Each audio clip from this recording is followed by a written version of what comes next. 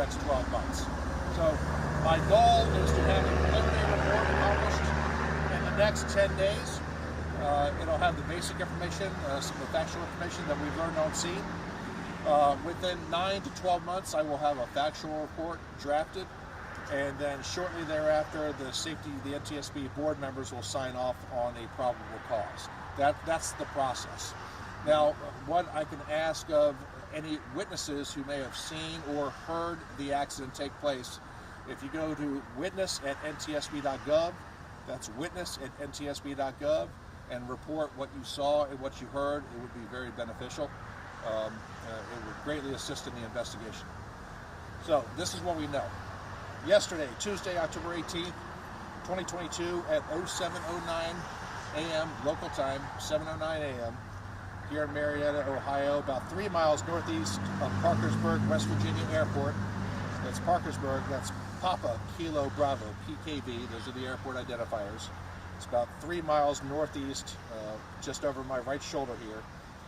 The airplane was on approach, November 515 Golf Kilo. It's a Textron Beechcraft King Air E90 series with 2 pilots on board. It was en route from Columbus, Ohio. It departed around 06:40 in the morning. And the flight is about 120, 130 nautical miles. There were no issues reported during the flight.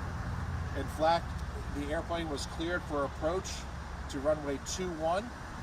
Communications for 10 minutes were very standard. There was nothing unusual. The pilot acknowledged air traffic control. There was reciprocal acknowledgement. And then shortly after the aircraft was cleared for approach and landing, about 40 seconds after that, as a matter of fact, witnesses and videotape evidence showed the airplane descending out of the sky at a very steep angle and impacting the ground behind me in a new car lot. So with that being said, the 2 pilots unfortunately were fatally injured, so our thoughts and prayers go out to the families and the friends of the 2 pilots on board. I will answer any questions you have. Can you address the surveillance video? There was some talk about... I'm glad you brought up that surveillance video. I know that people want to help, and the surveillance video made it very quickly to the television and the internet yesterday, and there was a lot of guesses as to what caused the plane. There were a lot of reports saying that the plane was on fire. There is absolutely no evidence that the aircraft was on fire.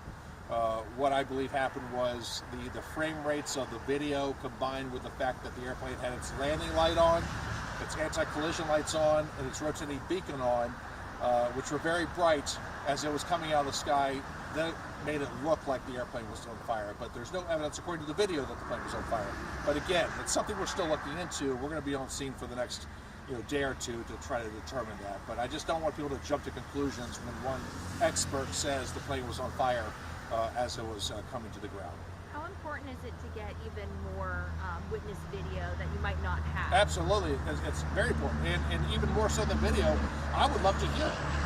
So if there's anyone who heard it, or who could describe it, or has a video that captured the sound of the airplane coming in before impact, I would be very interested in seeing that. Right now I have 3 copies of video. One has some substandard audio to it. So again, look at your doorbell cameras, look at your security cameras, and I will take anything that you have to offer. You also have some drone video going on right now. What is that going to play in this investigation? Yes, the drone video, it's not just photographs and video. There are computer programs associated with the drone that really give a hyper-detailed grid.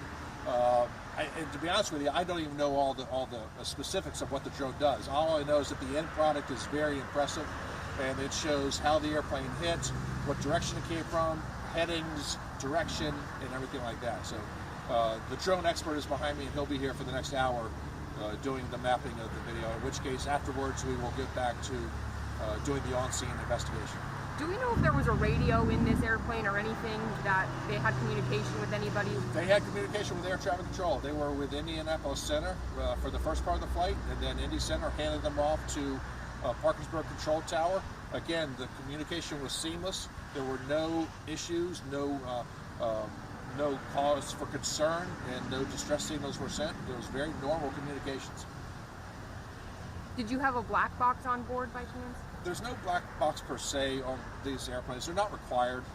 However, some of the equipment on board can serve as the same function as a black box, where there'll be a lot of parameters that are saved.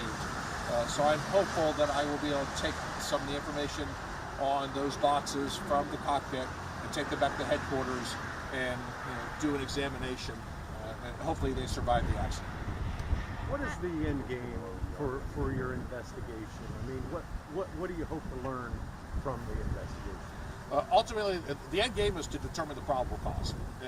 That is what we do. We determine the cause so that we can keep this from happening again through recommendations, safety alerts, things of that nature. But again, I'm getting too far away from just the on-scene portion right now, which is all we're looking at. But the end game ultimately is to determine the cause, because once you know the cause, you can start to work on a solution. Did it seem like the plane was trying to land at all? Well, the plane was on approach to Parkersburg, right behind me, about 3 miles away, and it was cleared for landing on runway 21.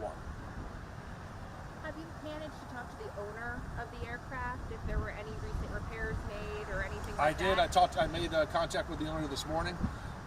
We are working on logistics to get copies of all the maintenance records. As a matter of fact, that work is being accomplished as we speak. We know where the maintenance records are, and we have our FAA cohorts up in the Cleveland area gathering those records, and will be transported to the NTSB for analysis. Really, this situation could have been a lot worse than what it was, given where it landed. Yes, most of my accidents are like that, though. I mean, there's always scalability in terms of accidents, like if the airplane would have crashed this way or that way. It's tragic as it is right now, but you're right. There's always the possibility it could have come in different, but again, it's neither here nor there. We have 2 deceased pilots, and it's a tragic circumstance as it is. But I totally understand the question. Is today's weather going to impact the investigation? I know we had a little bit of rain. It's getting cold. Well, the weather's not helping. It is cold, and it's supposed to rain for the majority of the day. I think some snow showers are predicted for a little bit later on. But it doesn't really hamper the investigation all that much. Again, I have experts who are here working on it. We are going to likely, due to where the wreckage is, I mean, this is a business and it's an operating business. We will do as much on scene today as we can. The engine people are here right now doing the examination. They're going to do as much work on the engines as possible.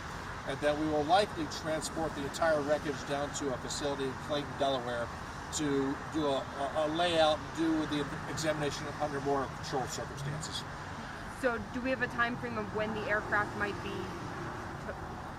taken? I couldn't hazard a guess as to when the airplane would be taken away. Right, we're going to be here all day today, so possibly today, but more than likely tomorrow. I have time for 2 more questions. Did the Victor, was this a regular flight, to Parkersburg? Did they make many like a scheduled flight? No, there's no indication this was what's called a Part 135 charter flight at all. It's a Part 91 flight, and I can't get into the weeds on what that means, but if you go to FAA.gov and look up Part 135 versus Part 91, that'll explain it to you. But no, all indications are that this is just a non-scheduled flight. 1 more question. I guess the last question would just be, is there anything that you can add that we didn't get to discuss today? Or anything for the general public? Say again? Or anything for the general public to understand about it? No, there's nothing else aside from the witness at ntsb.gov. That is a call out to the public to assist us. So if anyone saw the accident take place, or heard it, or captured video of it, including from even Teslas, some automobiles. Sometimes we've gotten lucky with Tesla automobiles capturing accidents as they've happened. I'd be very interested in that. But aside from that, no. Thank you very much. Thank you. Thank you. Thank you. Hey, said you'll be giving us VO later, correct?